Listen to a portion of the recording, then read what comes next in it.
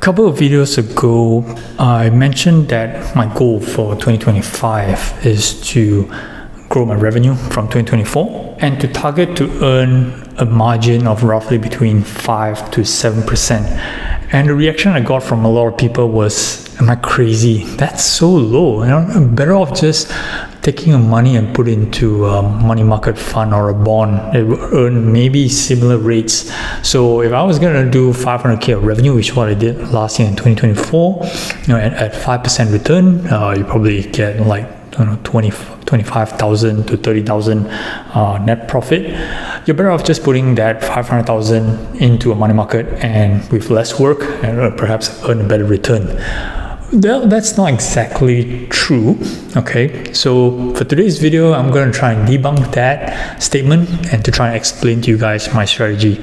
Welcome to the Card Boss podcast channel, and where we're going to talk about investing, finance, and business mainly. Okay, so as what I mentioned, today's topic, we're going to talk a bit about margins and why I think that the net margin of 5 to 7% in terms of when selling your sports cards is the ideal margin to grow your business. Okay, some of you may disagree that to make your time worthwhile when selling your sports cards, you want to be doing at least 15 to 25 or 30% margin. All right. Now, ideally, I would love that as well. But realistically, in order to meet the financial goals, I've already ironed out that this is where you want to be. So I'm going to explain right now. Okay. So let's kick things off first about people saying that, you're better off putting in money market your funds.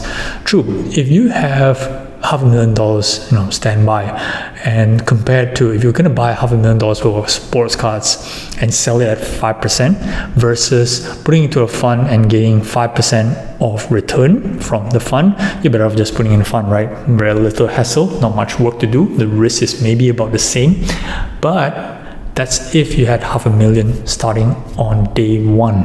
Okay, so for my sports card business, or maybe for most of you guys as well, you don't have $500,000 on the ready. Now, if I had $500,000 on the ready, I would still be talking about 5% margins, but I wouldn't be talking about an annualized return of just 5% on 500k. Okay, it'll be way more, and this is why. It is basically the concept of compounding, and I think that you guys are well aware of this, how sports cards can compound returns. But for you guys who don't understand how this works, I'm going to explain how. So say, for example, you guys have, maybe a starting capital of $10,000, keep it simple. And you guys have two options. Number one, you could put it in a money market fund and earn, let's say, 5% per annum, and you probably net $500 at the end of 12 months, okay, without doing much. Now, if you turn the $10,000 into buying sports cards, okay, and of course you sell at a profit, and of course there are transaction fees in between, and you get 5% net return from the $10,000, and you spin it around within 30 days, for example. So it means that at the end of 30 days, you would have an additional $500 to your bank account, which means that your total bank account where you first started off was 10,000 plus the 500 is 10,500. Now you go on and take this money and then you reinvest back into your business, and you purchase $10,500 for cards, and you do it again, and you make an additional 5% on that $10,500, and that net profit is no longer additional 500, it's 500 and a bit. You get the idea. And then when you repeat that for the month of March, for example, it's going to be a bit more and a bit more, and so forth.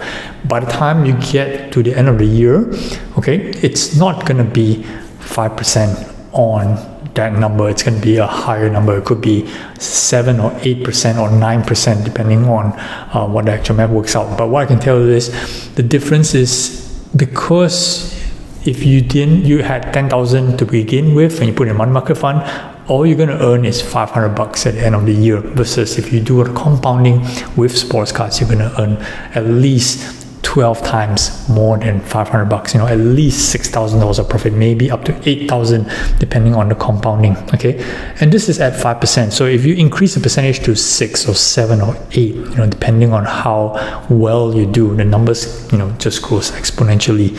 So, and that's an example of 10,000, right? So in my last video, I talked about having a decent startup capital.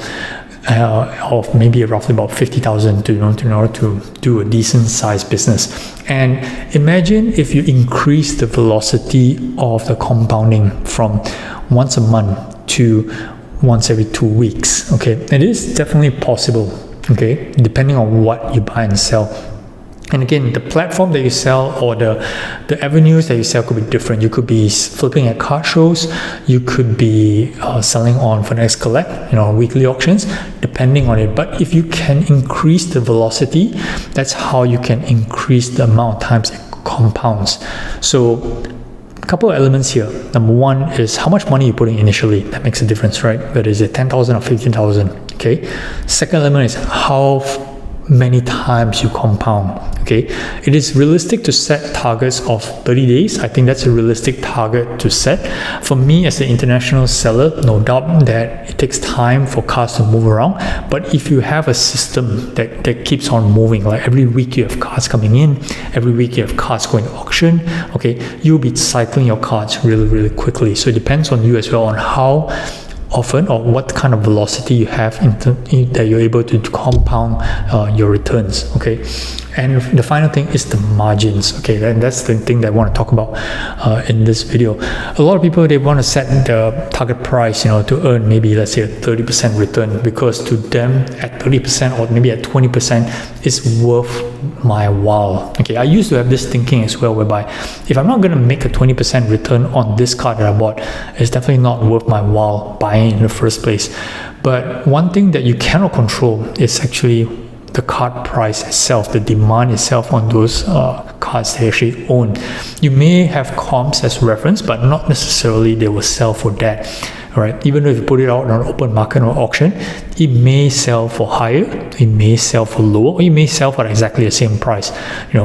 So depending again on what's the price that you purchase, you manage to buy for cheap, obviously you're going to make a better margin if you sell at comps, right? If you're able to buy for some reason, buy at 70% of comps, you're definitely going to make more than 5%. But again, it does happen whereby you buy some cards that you will lose money. Okay, certain things happen, injuries, suspensions, whatever it may be, right? If they do, or trades, for example, you may lose money on certain cards. So it's all about averaging out. But if you can average out consistently on a 5 to 7%, which is what I do, and that's actually a very conservative net of fees. Okay, it's actually very doable. But maybe the next question that you guys will ask is something that I addressed in the last video. Like, if eBay is going to take 14%, I'm going to need to do between 5 or 6%. Means I still got to mark it up by 20% either way, which is tough, right? To sell 20% above what you pay. Again, very true. That's why another aspect is to try to reduce the amount of transaction fees. eBay is at 14% because eBay can ask for 14% given the size of that marketplace. I go on Finance Collect, I'm on the dealer program, I'm on the highest tier, and my transaction fees is basically 4.6%, roughly about what PayPal is charging anyway. Okay, and that's perhaps when you do PayPal goods and services is 3% between US, it's 4.5% between US and Asia. So it's about there. The transaction fees, the generally accepted transaction fees of 5%, which is pretty normal.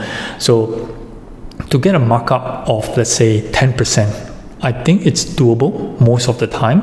You buy a card for 100 and you try and sell it for 110.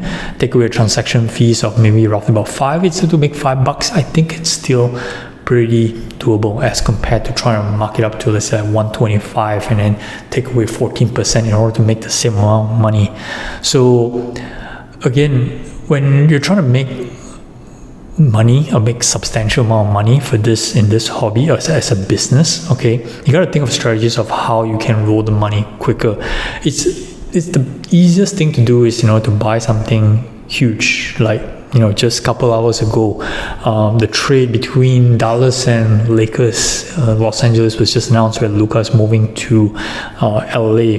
Definitely Luka's cards were going to take a nice big bump upwards, okay, and that's extraordinary gain, similar to how Anthony Davis got his bump when he was moved from the Pelicans to LA years back, before during the bubble.